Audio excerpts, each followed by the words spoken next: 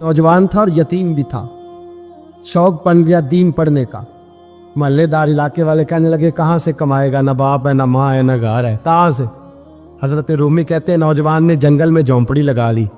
वहाँ वो सुबह मदरसे जाता, शाम को जंगल में रहता, वहाँ अल्लाह अल्लाह करता, सबक याद करता।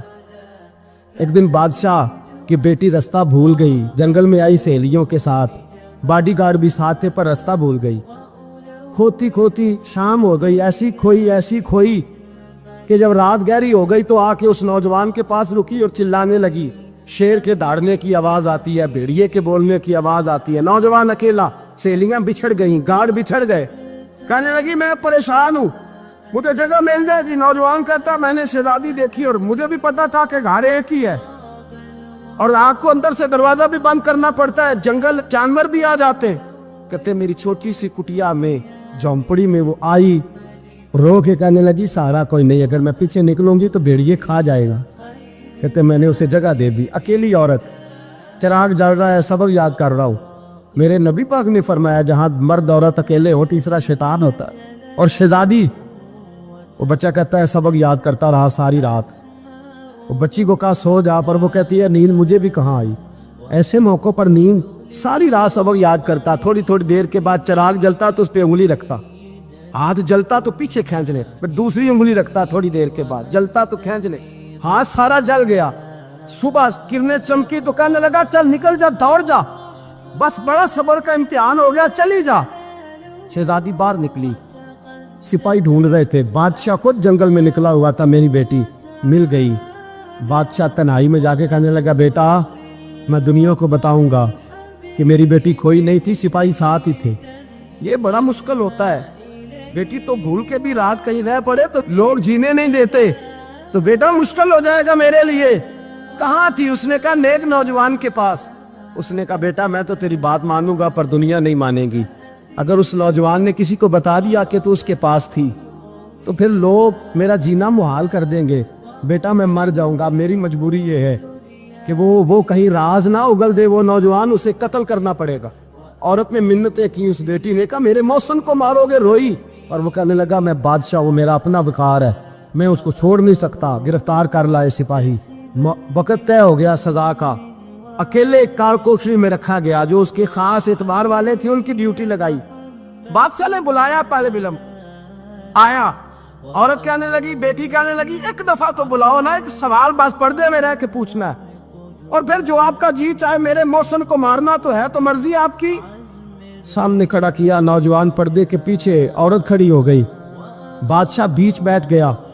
बीबी कहने लगी सारी रात बेदार मैं भी रही, सोया तू भी नहीं। वो जो तू चिराग के करीब हाथ लगा के जलाता था वो समझ नहीं आई। नौजवान रो पड़ा, कहने लगा क्या करूं, मैंने रसूलुल्लाह का दीन पढ़ा है, क्या करूं, मैंने हुजूर का दीन पढ़ा है। मैंने पढ़ा है कि जानी को सबसे नीचे दोज़ख के सबसे निचले दर्जे में जलाया जाए, उसे जहन्नमियों का पीप और रेशा पिलाया जाए, कंद खिलाया जाए। ये रवायतें पढ़ी हुई थी। थोड़ी थोड़ी देर के बाद शैतान मुझे कहता था बदकारी कर ले। मैं अपना हाथ उसी वक्त जब शैतान मशवरा देता तो मैं आग पे करता। मैं कहता अगर ये बर्दाश्त हो गई तो वो भी हो जाएगी। जब हाथ जलता तो मैं समझ जाता नहीं तुझसे तो ये नहीं बर्दाश्त होती तो वो कैसे होगी। फिर मुझे शैतान मशवरा देता कोई देख नहीं रहा, तू बुलाने नहीं गया, खुद आई। मैं दूसरी उंगली लगा देता। मैंने हाथ जलाया और मैं समझ गया जब छोटे से चिराग की इतनी सी शमा की आग नहीं बर्दाश्त होती तो दोज़ख कैसे बर्दाश्त होगी। कहता मैं बाज आया। बादशाह ने ये कहानी सुनी, लफ्ज सुने तो चीख मार के रोया। कहने लगा तालिब इल्म तू तो मेरे नबी का सच्चा गुलाम है और मेरे रसूल के जो सच्चे गुलाम होते हैं उन्हें फांसियां नहीं दी जाती, उन्हें तख्त पर बिठाया जाता है। अब तुझे सजा नहीं होगी बल्कि मैं अपनी बेटी का निकाह तेरे साथ करूंगा और मेरे बाद इस सल्तनत का बादशाह भी तू ही बनेगा। अब वो नौजवान वहां नारे लगा रहा है, कहता लोगों तुम मुझे कहते थे दीन से क्या मिलता है, दीन से तो अल्लाह तख्त व ताज भी अता फरमा देता है। अगर नौजवान शर्मो हया वाले बन के रहे अल्लाह सारी इज्जतें दे देगा। देखे ना अल्लाह के फजल से इज्जत मिलती है और जब कोई इज्जतदारों जैसा काम ही ना करे।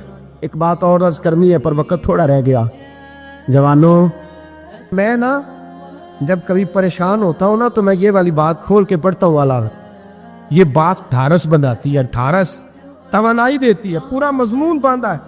اعلیٰ حضرت کہتے ہیں بہروپیہ تھا, مداری, روپ بدل بدل کے دکھایا کرتا تھا, بادشاہوں سے انعام لیتا تھا. ایک دن اورنگزیب عالمگیر کے پاس آ گیا, کہنے لگا میں روپ بدلوں گا, اگر آپ پہچان نہ سکے تو میں انعام لوں گا. آپ نے فرمایا میں کوئی ایسے ویسا بادشاہ نہیں. کہا مجھے دھوکہ دینا مشکل ہے. کہا نہیں میں روپ بدلوں گا. حضرت اورنگزیب عالمگیر بڑے نیک بادشاہ گزرے, بڑے پرہیزگار. وہ بہروپیہ کہنے لگا میں روپ بدلوں گا, آپ نہیں پہچان سکیں گے. فرمایا چل جتنا تیرے اندر زور ہے لگا لے. حضرت نے اعلان کیا کہ میں نے فوجی بھرتی کر دے, 2 ماہ کے بعد ٹیسٹ ہوگا. وہ 2 مہینے دوڑتا رہا, رنگ روپ بناتا رہا. آیا ٹیسٹ دینے, 2-3 سپاہیوں کا امتحان لیا. اس کی باری آئی تو 10 روپے دیے. کہنے لگے تیرے آنے جانے کا کرایہ میں نے تجھے پہچان لیا ہے. کچھ دنوں کے بعد جانے لگے سفر پر, تو بھکاری آ گئے خیرات مانگنے. اس نے بھی سارے منہ پر سیاہی مال لی, کپڑے پھاڑ لیے, سر کے بال مڈا لیے, پگے تک کٹا لی, بدرنگ ہو کے آیا. کاسا آگے کیا تو حضرت نے 10 روپے ڈالے. کہنے لگے تیرے آنے جانے کا کرایہ میں نے پہچان لیا ہے. کچھ دن گزرے تو ٹیچر کی ضرورت تھی. اس نے مونچھیں بڑی کر لی, داڑھی نکلی لگا لی, سر پہ جنا کیپ پہن لی, ایک شیروانی لے لی اور ہاتھ میں چھڑی پکڑ کے آیا. کہنے لگا میں استاد ہوں, 2-4 بندوں کا امتحان لیا. اس کی باری آئی تو 5 روپے دیے, 10 روپے دیے. کہا تیرا کرایہ میں نے پہچان لیا. 2 سال گزر گئے. وہ جب بھی آتا حضرت پہچان لیتے. ایک دن سفر پہ جا رہے تھے, بہت بڑا لشکر تھا, جہاد کرنے جا رہے تھے اورنگزیب عالمگیر. تو دیکھا ایک پہاڑی ہے, پہاڑی پہ لوگ جا بھی رہے ہیں آ بھی رہے. اورنگزیب عالمگیر پوچھنے لگے یہاں کیا ہے؟ کہنے لگے بابا جی بیٹھے ہیں دعا کرتے ہیں, اللہ کے نیک بندے ہیں. اورنگزیب کہنے لگے یار پرانے لوگ سارے ہی اللہ والوں کو مانتے, یہ بھی مصیبت آئی ہے جتنی نہیں آئی ہے, سارے لوگ ہی مانتے. کہنے لگے ذرا میں دعا نہ کرا لوں, بچے کام جا رہا ہوں. اورنگزیب بادشاہ تھے, بادشاہ لوگ نازک مزاج ہوتے ہیں. گھوڑے سے اترے, بڑی مشکل سے پہاڑی پہ چڑھے, اوپر گئے تو لائن لگی ہے. بابا جی غار میں بیٹھے. کہنے لگے میں نے ملنا, میں اورنگزیب ہوں. انہوں نے کہا ہمارا بابا اس طرح کا پیر نہیں کہ امیر آئے تو رنگ اور ہو, غریب آئے تو اور ہو. یہاں اگر ملنا ہے تو لائن میں لگ جاؤ, سب ایک جیسے. اب لائن میں کھڑے ہو گئے, 50 آدمی آگے تھے. کہتے ہیں 51واں نمبر تھا. تھک گیا دھوپ میں کھڑا کھڑا. جب میں پہنچا غار کے دہانے تو میں نے بابا جی کے چہرے پہ نظر ڈالی تو بڑا نورانی چہرہ, بڑی خوبصورت لب و لہجہ. میں نے کہا میرے جیسا آدمی بھی پگڑی باندھ لے تو اچھا لگنے لگ جاتا ہے, بڑا خوبصورت انداز. کہتے ہیں میں ان کے پاس اتحیات کی حالت میں بیٹھ گیا. میں نے کہا حضور میں جا رہا ہوں جہاد کرنے, دعا کرنا. بزرگوں نے ہاتھ اٹھائے, اللہ اس کی مدد فرما, دین کو غلبہ عطا فرما, اسے دین کا سچا پکا سپاہی بنا. پھر تھپکی دی, 2-4 نصیحتیں نکال ڈالی. دیکھنا ظلم نہ کرنا, زیادتی نہ کرنا, جب تو جیت خر نہ کرنا, غرور نہ کرنا. نصیحتیں بھی کر دی. کہتے ہیں اب جب میں اٹھا تو 2-4 دینار بطور نذرانہ مسلح کے نیچے رکھے, اور الٹے قدم جب میں غار سے اترا انہوں نے رومال جھاڑا اور اٹھ کے کھڑے ہو گئے. کہنے لگے آج نہیں تو نے پہچانا, آج نہیں تو نے پہچانا, میرا انعام بنتا ہے, آج نہیں پہچانا, لا پیسے. اورنگزیب کہنے لگا یار تو نے حد کر دی, کہاں چڑھا کہاں کھڑا رہا, دھوپ میں تھک گیا, کمال کر دی بھائی تو نے. پتا تو کیا لے گا اب, تو جلدی بتا, وہ کتنے لوگ پیچھے دھوپ میں کھڑے ہیں, لشکر سارا کھڑا ہے, کیا لے گا؟ اس نے کہا سب سے قیمتی ہیرے وہ ہے جو تیرے سر کے تاج میں لگے ہوئے, مجھے تیرا تاج چاہیے. اور بھائیو سننا اور یاد رکھنا, میرے اعلیٰ حضرت کہتے ہیں بادشاہ نے سر کے اوپر سے تاج اتارا, بہروپیے کے قدموں میں رکھا اور کہنے لگے یہ لے, اور یہ تو تیرا مانگنے پر میں نے دیا ہے نا, میں واپس آتا ہوں تو آنا, میں اپنی مرضی سے بھی تجھے دوں گا. تو نے اورنگزیب جیسے بندے کو دھوکہ دیا, آنا میں اس وقت بھی دوں گا. وہ دے کر بس بات ختم ہو گئی, حد ہو گئی. دے کر کہتے ہیں جب میں پلٹا نا واپس, بہروپیے نے آواز دی بادشاہ ٹھہر جا. تو میں نے پلٹ کے دیکھا تو کہنے لگے یہ اپنا تاج لے جا, اٹھا اور لے جا. میں نے کہا 2 سال بیت گئے تجھے محنت کرتے, آج قابو آیا تو لے جاؤ. کہنے لگا لے جا, مسئلہ سمجھ میں آ گیا. میں نے کہا مجھے بھی تو سمجھانا. کہتے ہیں وہ پھوٹ پھوٹ کے رویا, اس کی آنکھیں برس پڑی, سیلاب کی طرح آنسو بہہ نکلے, تڑپا اور رو کے کہنے لگا بادشاہ میں نے جھوٹ موٹ رسول اللہ کی غلامی اختیار کی تھی, جھوٹ موٹ کی داڑھی, جھوٹ موٹ کی پگڑی, جھوٹ موٹ کا فقر, میں نے جھوٹ موٹ نبی پاک کا لباس پہنا ہے, تو تیرے جیسے بادشاہوں کے تاج میرے قدموں میں آ گئے ہیں. اگر میں سچ مچ رسول اللہ کا غلام بنوں گا تو اللہ کیا کچھ عطا فرمائے، اللہ کتنی نعمتوں سے نوازے۔ میرے اعلیٰ کیا فرماتے ہیں؟ اعلیٰ حضرت فرماتے ہیں فرشتے بھی کرتے ہیں تعظیم میری۔ کون جی؟ اللہ ایسا عقیدہ بھی کم ملے گا جو بریلی کے امام کا عقیدہ ہے، ایسا بھی کم۔ کہتے ہیں فرشتے بھی کرتے ہیں تعظیم میری۔ کیوں؟ فرمانے لگے فدا ہو کے ان پر یہ عزت ملی۔ بغداد کے ایک درویش عالم تھے، تو وہ جب بھی نماز پڑھاتے نا تو کسی تاجر کی 2 بیویوں کے بارے میں دعا مانگتے۔ توجہ ہے میری بات پر؟ نماز پڑھاتے تو کہتے اللہ اس تاجر کی 2 بیویوں کو اپنی خاص رحمتیں عطا فرما۔ ایک دن لوگ ان کے گرد اکٹھے ہو گئے، کہنے لگے بابا جی بتائیں تو صحیح وہ بیویاں کون تھی جن کے لیے آپ دعا مانگتے؟ تو فرمانے لگے میرے شہر کا ایک تاجر تھا، بہت بڑا تاجر تھا، مالدار تھا پر بے اولاد تھا۔ اسے بغداد سے ملک شام جانا پڑتا تھا تجارت کرنے، اور کئی مہینے اسے شام کے ملک میں رہنا پڑتا تھا۔ اس نے اس طرح کیا کہ وہاں بھی ایک شادی کر لی۔ تو جو ہے نا میری بات پر، کیا کر لیا اس نے؟ دوسری شادی کرنا مرد کے لیے جائز ہے، تیسری کرنا بھی، چوتھی کرنا بھی بھیا کے وقت، مگر اگر انصاف کر سکے تو۔ اگر چاروں میں ہم نہ آدھا مسئلہ سنتے ہیں اور آدھا ہی بیان کرتے ہیں، اگر انصاف نہ کر سکے پھر اس کے لیے 4 جائز، پھر وہ ایک ہی رکھے گا۔ تو عزیز دوست دوسرا نکاح کر لیا، شادی ہو گئی۔ اب وہ وہاں کچھ زیادہ وقت گزارنے لگا، مالدار آدمی تھا، بیوی کو مکان بھی لے کے دے دیا۔ اب وہ دیر سے آتا واپس، اور جب آتا بھی تو اس کے وہ والے انداز نہ ہوتے جو پہلے ہوا کرتے تھے۔ اب بیوی سے بڑا جاسوس بھی کوئی نہیں ہوتا، اس کو تو پہلے پتہ چل جاتا ہے کہ ماجرا کیا ہے، اسے بڑی خبر ہوتی ہے۔ تو اس نے محسوس کر لیا کہ بدلے بدلے سے میری سرکار نظر آتے۔ وہ کہنے لگی اب کہ جب آتا جاتا ہے تو اس کے حالات کچھ بدلے بدلے سے ہیں، ماحول کچھ اور ہے۔ اس نے ایک بوڑھا آدمی جو اس کا عزیز بھی تھا اور سمجھدار بھی تھا اس کو تیار کیا۔ کہنے لگی اب کہ جب ملک کے شام جائے نا تو اس کا پیچھا کرنا اور خبر کرنا کہ کہاں رہتا ہے، کہاں جاتا ہے، کیا کرتا ہے۔ وہ بوڑھے بزرگ جو تھے وہ خاتون کے کہنے پر کچھ اس نے کرایہ بھی دیا۔ وہ اس تاجر کے پیچھے گئے اور واپس آ کے خبر دی۔ کہنے لگے کہ یہ تو 2-3 سال بیت گئے، اس نے وہاں بھی شادی کی ہوئی ہے، تجھے بتایا ہی نہیں۔ بی بی بڑی سمجھدار تھی، حوصلہ مند، زیرک، اس نے شور نہیں مچایا۔ اس نے کہا کہ میں نا اب جب آئے گا نا تو طریقے سے بات کروں گی اور پوچھوں گی کہ ایسا کیوں کیا۔ اور یہ بھی اس نے آ کے بتایا کہ اگر تیرے ساتھ نکاح کے بعد اسے اولاد نہیں ملی تو اولاد وہاں بھی کوئی نہیں، یہ مکمل تفصیلات۔ اب جب اس دفعہ خامند آیا تو آتے ہی وہ بیمار ہو گیا، کمزور ہونے لگا۔ اب خاتون نے مناسب نہیں سمجھا کہ آتے ہی دھڑام سے میں اس کے سر پر یہ ٹھوڑ دوں کہ تو نے نکاح کیا ہوا ہے اور مجھے بتایا نہیں۔ وہ ذرا تسلی میں رہی، کچھ وہ بیمار تھا، حوصلہ رکھا، خدمت کرتی رہی۔ کچھ دن گزرے تو وہ تاجر انتقال کر گیا، فوت ہو گیا۔ اب راز کھل نہ سکا، عدت گزاری، اور جب سارا مال جمع کیا نا تو اشرفیوں کی بوریاں بھر گئی۔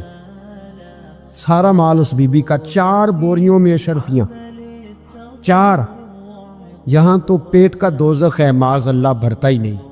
حل من مزید، حل من مزید۔ وہ جو کہتے تھے نا کہ بس باہر چلا جاؤں اور باہر میں کچھ تھوڑے سے پیسے کما کے 2-3 سال میں لوٹ آؤں گا، پھر یہاں آ کے کوئی کاروبار کروں گا، وہ گئے ہیں تو واپس نہیں آئے۔ وہ جو کہتے تھے نا بس میں نے اتنا سا کاروبار کرنا ہے کہ مکان بن جائے، انہوں نے 4 مکان بھی بنا لیے ہیں، لیکن بریک حل من مزید کی دوڑ ہے۔ اب 4 بوریاں اس عورت نے چھپائے رکھی، کوئی بندہ نہیں جانتا بغداد میں کہ ملک کے شام میں تاجر کی دوسری بیوی بھی ہے۔ جب وہ فارغ ہوئی تو اس نے اس بوڑھے جاسوس کو پھر بلایا اور 2 بوریاں اونٹ پہ رکھی، خود بھی ساتھ بیٹھی اور ملک شام گئی۔ اللہ اکبر۔ وہ بزرگ کہتے ہیں میں ایسے نہیں دعا کرتا۔ اس کو جا کے کہنے لگی میں اکیلی وارث نہیں ہوں، آدھے کی وارث تو بھی ہے۔ میں اکیلی وارث نہیں، یہ تقسیم وراثت ہے، آدھی کی وارث تو بھی ہے، تو رکھ اپنے پیسے۔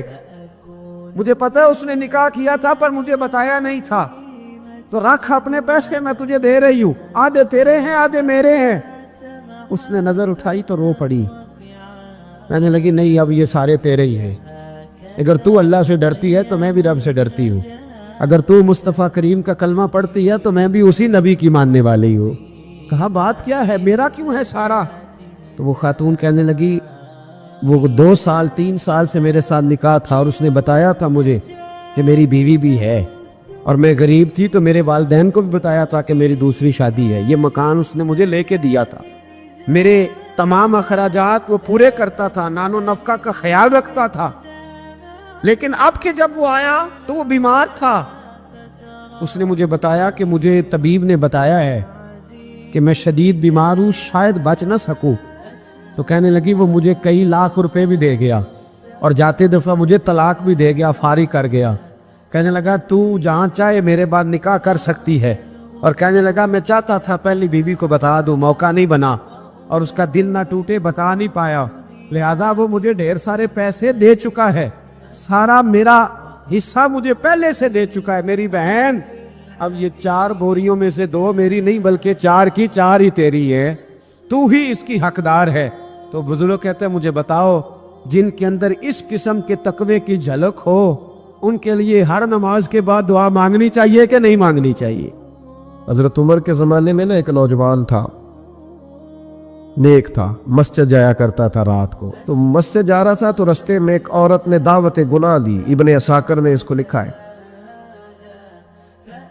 तो नौजवान था, ख्वाहिशात थी, कुछ तबीयत माइल हो गई। अभी उधर जा ही रहा था कि किसी ने आयत पढ़ दी, वाली मन खाफ मकाम रब्बी जन्नतान, जो रब के सामने खड़े होने से डरेगा अल्लाह 2 जन्नतें देगा। वाकई डर गया, वो वाकई डर गया, इतना डरा कि बेहोश होके गिर पड़ा। बीमारी से लोग बेहोश होते हैं, पैसे डूब गए बेहोश होते हैं, बच्चे के गम में बेहोश होते हैं। सच बताओ कभी खौफे खुदा से भी बेहोश होता कोई देखा है? हमारे यहाँ तो रोज़मर्रा ही नहीं है भाई। और बड़ी बातें हैं बेहोश होने की, डरने की, गश खाने की। बेहोश होके गिर पड़ा। बूढ़े बाप को किसी ने बताया बच्चा बेहोश पड़ा है, उठा के घर लाए। घर ला के कहा बेटा क्या हुआ? नौजवान है, चढ़ती जवानी है, पर पाकीज़ा बड़ी है। कहने लगा अब्बा जी गुनाह की तरफ चला गया था, पर मैंने आयत सुन ली जो अल्लाह के सामने खड़े होने से डरेगा रब 2 जन्नतें देगा। मैं डर गया था, रब वाकई 2 जन्नतें देगा। बाप रो पड़े, अब्बा जी की आंखों में आंसू आए और कहा पुत्र अल्लाह बड़ा मेहरबान है, उसके वादे सच्चे हैं, वाकई 2 जन्नतें देगा। उसने फिर एक चीख मारी और इस तरह की मारी कि उसकी रूह ही परवाज कर गई, रूह ही परवाज कर। कुश्तगाने खंजरे तस्लीम रा, इश्क की खंजर से कत्ल हो गए लोग। सुबह हजरत उमर को पता चला कि उन्होंने तो रात जनाजा भी पढ़ दिया, तदफीन भी कर दी। जनाब उमर फरमाने लगे इतना नेक नौजवान खौफे खुदा से दुनिया से चला गया, मुझे क्यों नहीं बुलाया, मैं जनाजा पढ़ता। फारूक आजम फरमा रहे मेरा शौक था मैं उसका जनाजा पढ़ता। का हुजूर